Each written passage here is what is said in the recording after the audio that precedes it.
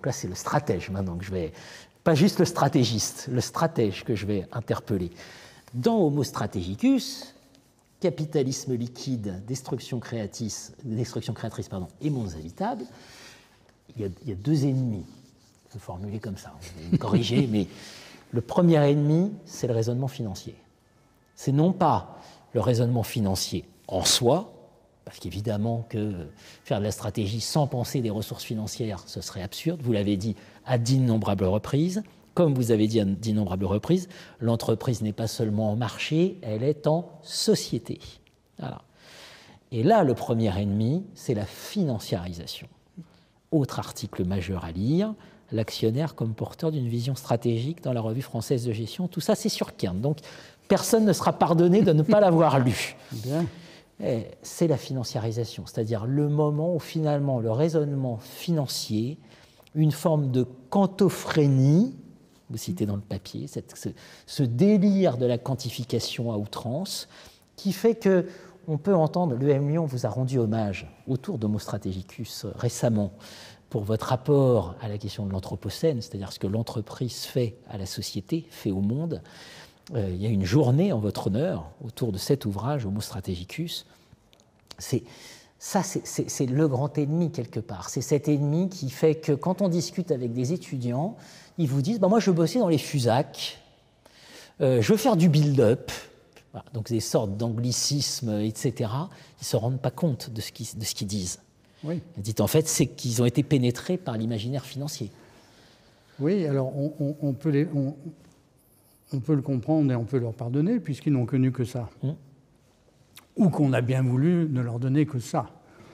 Bon, moi, j'ai eu une trajectoire, si je peux dire, concomitante avec ce que je dirais grandeur et décadence de la stratégie. En pratique, je ne devrais pas le dire, comme en théorie. Parce que j'ai démarré, si je peux dire, en parlant un peu trivialement, sur les chapeaux de roue, comme je viens de le rappeler, avec Ansoff, avec des planificateurs stratégiques d'entreprise qui réfléchissaient, qui travaillaient, qui éprouvaient le besoin d'interroger des jeunes chercheurs, pas seulement moi, mais des sociologues, des philosophes même, etc. Parce qu'on a été fugitivement, ça il faut peut-être quand même le rappeler, dans une espèce de parenthèse enchantée. Grosso modo, les années 60 et les années 70, ça a duré 20 ans, ou un peu plus, parce qu'il y a un phénomène d'hystérésis, mais 20 ans au cours desquels non seulement s'est constituée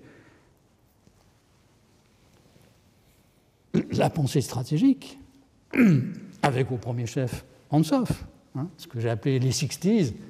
Au cours des 60s, on a eu les 3 publications majeures.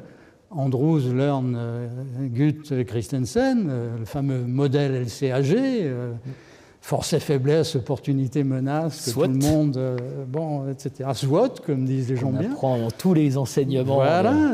Partout. Heureusement qu'il existe, parce que sinon les profs n'auraient pas grand-chose à dire, enfin du moins à une certaine époque. Bon, ensuite, le fameux bouquin de Chandler, bouquin d'historien, stratégie et structure, mais tout à fait capital. Et puis, le bouquin d'Ansoff, Corporate Strategy, qui était quand même le premier à formaliser non seulement des concepts, mais une démarche, etc.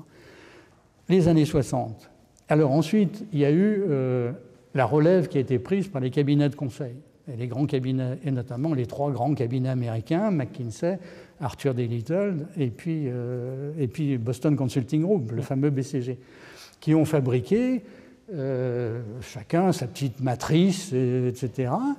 Parce qu'à cette époque, ces gens-là conseillaient et on pratiquait volontiers dans les entreprises de la stratégie au fameux 2 niveaux, c'est-à-dire le niveau business, le niveau des entités, où il s'agissait de faire de la stratégie de développement, des stratégies de croissance, etc. Et puis ensuite, au niveau corporate, il s'agissait de gérer un portefeuille, non pas d'actifs financiers, mais un portefeuille d'activités, un portefeuille d'entreprise. Bon. Et donc, ces gens-là ont naturellement ont fabriqué l'industrie du conseil en stratégie, les trois que j'évoque, plus évidemment d'autres ensuite.